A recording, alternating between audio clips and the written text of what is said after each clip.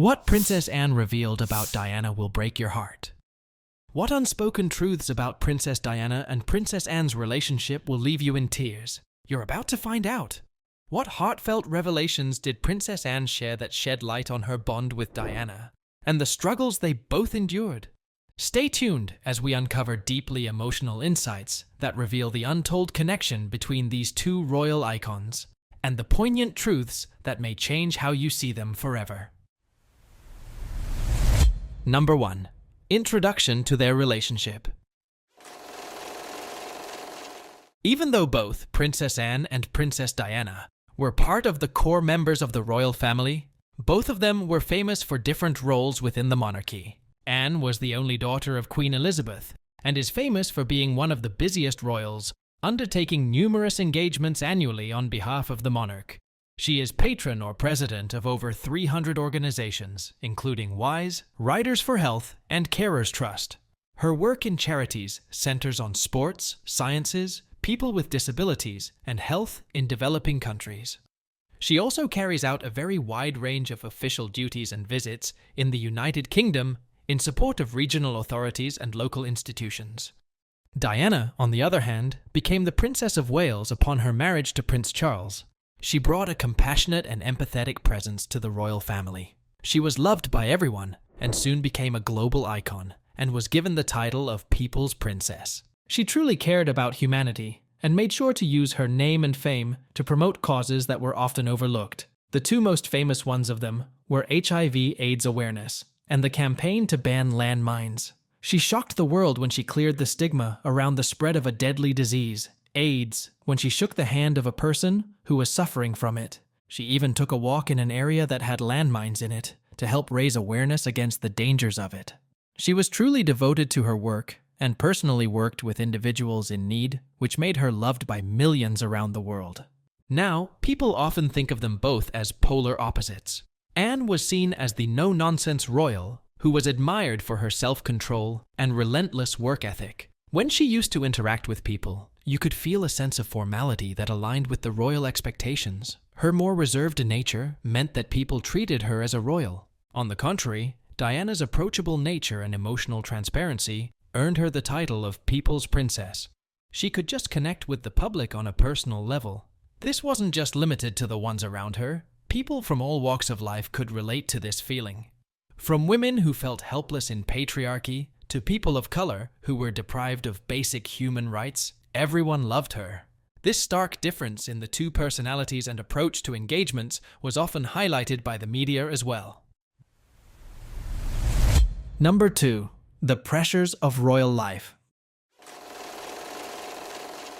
But the one thing both of them would agree upon is that life as a royal isn't so glamorous. Since Anne was the only daughter of the Queen, all eyes were on her from a very young age. She had to take up official responsibilities when she was just 18 years old. She was always under public scrutiny, with the expectation to always present herself gracefully, a duty befitting a princess. But her strong-willed and independent nature clashed with this, which led to her earning a reputation for being headstrong, and occasionally labeled as her royal rudeness. Despite these perceptions, she realized how to separate her personal life from her life as a royal. She learned to live her life by the royal handbook and emphasized on upholding the royal traditions. She remained committed to her duties and became one of the most hard-working members of the family, supporting over 300 charities and organizations. Moreover, she even participated in the 1976 Olympics as an equestrian, which showed her dedication and resilience. That was not it for her struggles. As a public figure, arguably among the most important ones in her kingdom, there were concerns for her security at all times as well, and if history tells us anything, these concerns are warranted.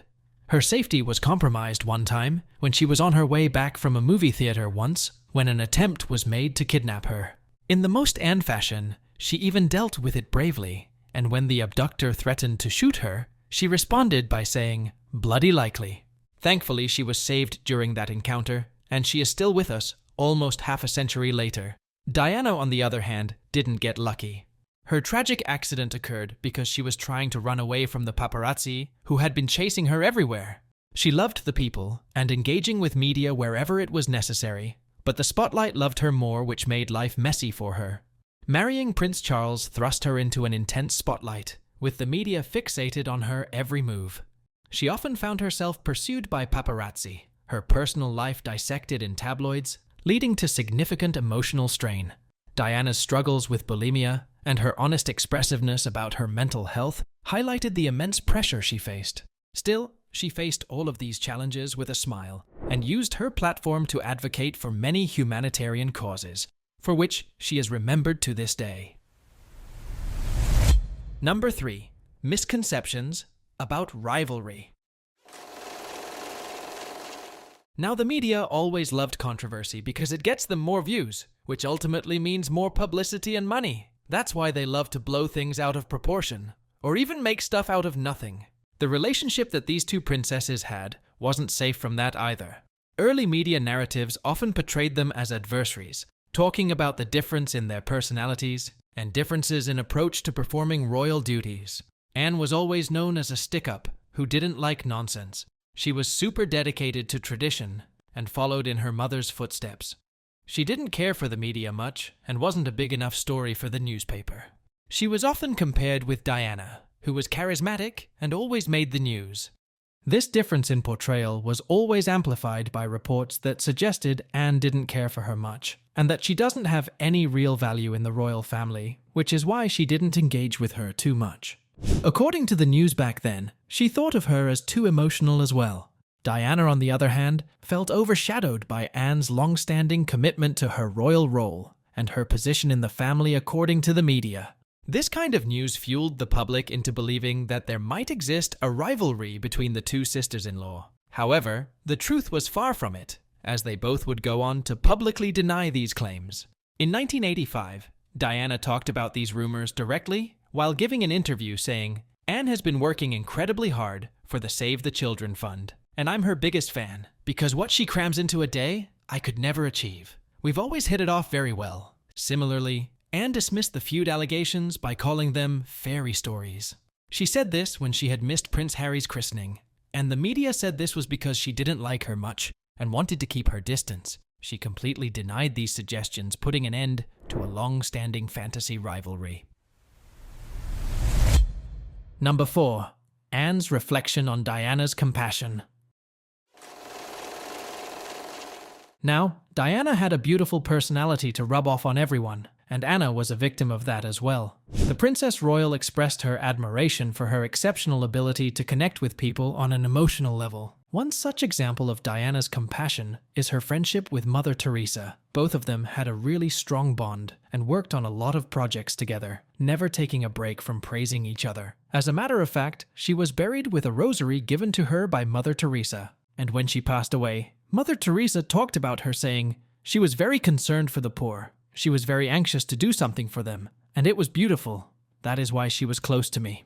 Moving on, in 1997, Diana visited Angola, where she was working with the British Red Cross to raise awareness about the minefields. She walked through active minefields and met with survivors of landmine explosions. Her visit brought the spotlight to the issue which influenced international discussions that led to the Anti-Personnel Mine Ban Convention.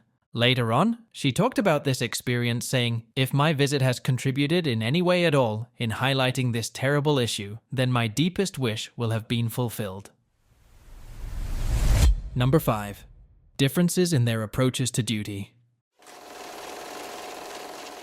One of the main reasons why there was a perceived rivalry between the two was how different the two were in conducting their duties. Anne is still famous today for having a traditional and pragmatic approach to royal duties. She consistently ranks among the hardest-working royals, often undertaking hundreds of engagements annually. For example, in 2023, she carried out 457 engagements at almost 73 years of age. How does she manage to do this? In her years of dedicated service, she has mastered the art of public outings. During a 1985 interview with Terry Wogan, she shared an interesting strategy to ensure her engagements run smoothly. When the interviewer asked her how to keep the conversation fresh for everyone, she linked it to market research. According to her, she asks the people the same 3 questions for the afternoon, and with some luck, it shortens the time involved. This method not only helps her navigate her busy schedule, but also ensures she remains engaged with the public. Her straightforward approach reflects her no-nonsense attitude and dedication to making each engagement meaningful, even if it's brief.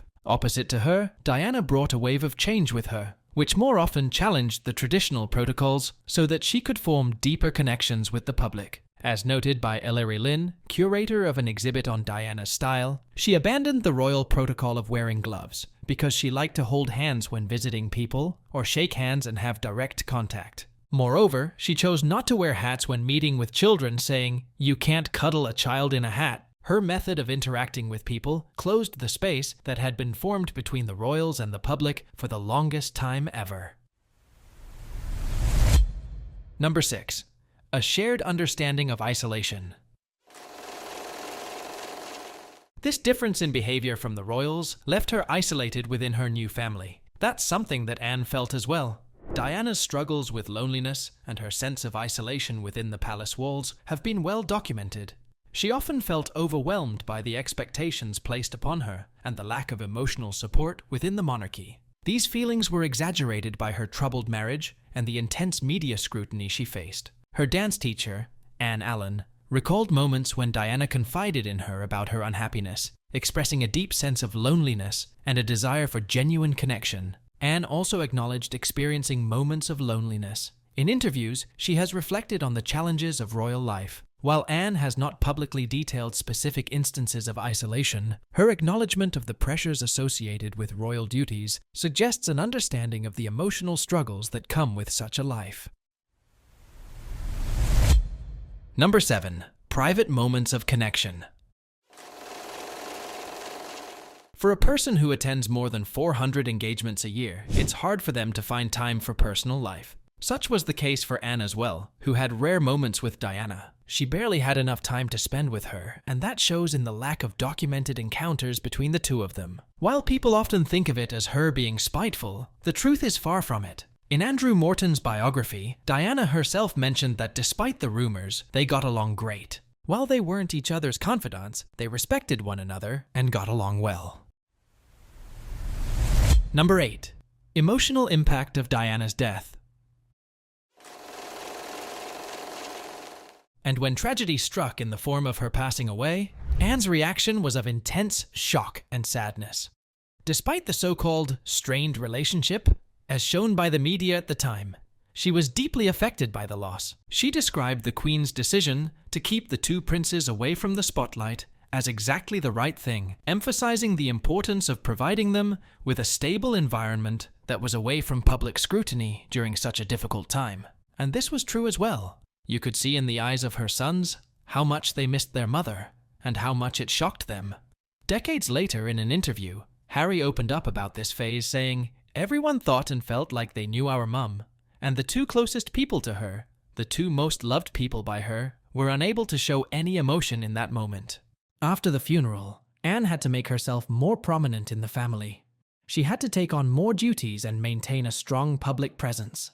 And you can see her ideology of just buck up and deal with it, with how she dealt with this news. Number 9. Anne's advocacy for Diana's legacy. Now, Diana might have left us that night, but her legacy lives on, something that Anne has advocated as well. For example, she has expressed admiration of her work with AIDS patients, noting that her willingness to touch and hug individuals was a powerful act that challenged societal stigmas and changed perceptions about the disease worldwide. She believes that her humanitarian work continues to inspire the royal family and the world. Diana's legacy has influenced the younger generation of royals as well, who are actively involved in charities themselves. Moreover, her teachings will go to newer generations as well, with Prince William claiming that he teaches his children about their grandmother's lessons. Number 10. What Anne wishes people knew about Diana. Exploring Diana's character reveals a complex individual whose introverted traits significantly influenced her life, relationships, and legacy. From her early life, Diana displayed signs of introversion. She was described by friends and family as shy and reserved, often preferring solitary activities, such as ballet and art, to the bustling social scenes that surrounded her. However, once she was among people, she made herself a part of them. Her actions and influence extended far beyond the headlines. Number 11. Lessons from their relationship. Princess Anne and Princess Diana had a complex relationship, marked by differences that, over time, led to mutual respect. Initially, Anne was reportedly indifferent to Diana, referring to her as a silly girl. However, as her dedication to charitable causes became evident, Anne began to appreciate her sister-in-law's commitment. This shift in perspective highlights how their differences evolved into a foundation of respect. The relationship between them offers valuable lessons in unity and understanding. Despite their contrasting personalities and approaches to royal duties, both women shared a commitment to public service. This sets an example for future generations, emphasizing the importance of mutual respect and unity. Number 12. Rare royal acknowledgements. While Anne is famous for being candid and saying what's on her mind, her comments on Diana have been rare since she likes to maintain silence on personal matters. But sometimes she took breaks from these traditions. At one time, she remarked that Diana was an exceptional and gifted human being, who in both good times and bad, never lost her capacity to smile and laugh. The royals have a tradition of gifting each other silly gag gifts on Christmas. For her first Christmas, Anne gave Diana a toilet paper holder. Interactions like these humanize the royals, showing that they are more than public personas. By sharing her reflections, Anne allows the public to see Diana as more than just a media figure, highlighting her genuine qualities and the complexities of their relationship. Number 13. Bridging their legacy to the present. Anne's praising the late princess resonates with the impact she had on her sons. Her acknowledgement of Diana's humanitarian efforts and dedication to charitable causes resonates deeply with them, reinforcing the values their mother instilled in them. For instance, William has been actively involved in mental health initiatives, co-founding the Heads Together campaign to tackle the stigma surrounding mental health. While Harry has focused on supporting wounded veterans through the Invictus Games, an international adaptive sports event he founded. Number 14. Closing reflections. Today, Anne remembers her sister-in-law as a kind and empathic woman who helped countless people around the world. She believes that Diana's legacy continues to influence the royal family and the world, inspiring ongoing humanitarian efforts and a commitment to public service. Diana's story is far from over today. Even with her death anniversary closing to a third decade, people still remember the beautiful and kind person who left us. Her work and passion laid the foundations for the world to become a better place, and it will continue to do so for an eternity. Princess Anne's heartfelt reflections reveal not just the depth of Diana's humanity, but also the strength and vulnerability of both women. Their stories offer lessons of resilience, compassion, and understanding for us all. What's your take on Princess Anne's touching revelations about Diana? Let us know in the comments, and don't forget to subscribe for more heartwarming stories from the royal family.